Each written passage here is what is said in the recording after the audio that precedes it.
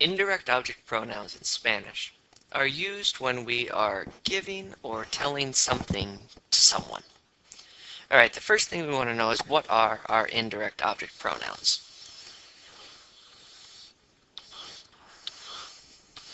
They look kind of like our direct object pronouns, me, te, and here's where they're a little different, le, nos, os, les. If we want to think about these in English, we could say maybe like to me, to you, to him, her, you, to us, to you, plural, to them, you, plural. Well, many times we use it with the verb DAR. So let's put that up as our example. It'll just make our lives a little bit easier. And let's go ahead and put up a sentence. Anytime we're learning a new structure, or a new idea, or a new concept, always have a model sentence. And I'm going to start with,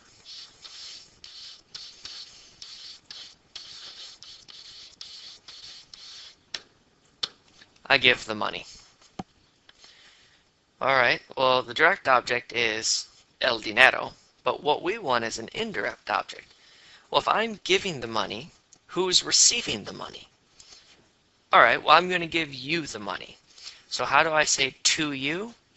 We come back over here and we look at our list, and to you is te. Alright, so we know that we need a te somewhere. The question is, where do we put it? We would put our te before the conjugated verb, te doy el dinero. So that means I give the money to you. Or if I wanted to say, he, oh, I was going to write in English there.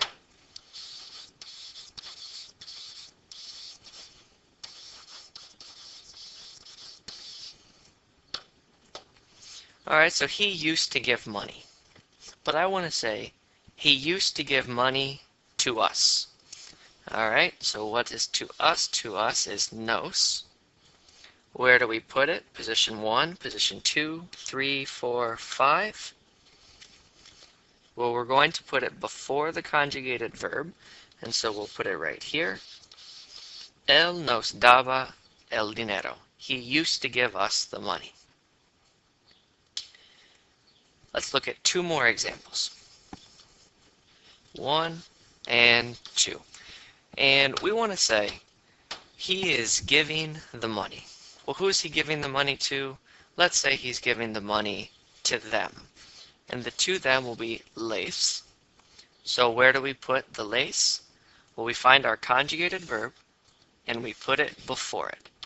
This is absolutely a correct answer. Let's look at number 2. Él va a dar el dinero. He is going to give the money to you. Let's go back and we will use this one. Where do we put it? We find our conjugated verb and we put it behind. So when in doubt, always place your indirect object pronoun behind the conjugated verb. We also have a second option, and in that second option, when we have a form of a star plus ando yendo, instead of placing it before the conjugated verb, we can place it attached to the end. We attach it to the ando yendo. But if we do that, we're going to have to write a written accent. In the same way, if we have ir plus a plus an infinitive, we have the option. We can either place it at the beginning like we have, or we can take the indirect object pronoun and attach it to the verb to make one word. No accent when we do that one. Both are correct. If you want to make your life easy, put it at the beginning. So indirect object pronouns are me, te, le, nos, os, les, and we use them when giving or telling something to someone. Many times we use the verb DAR, but there are a whole list of verbs that work just like DAR.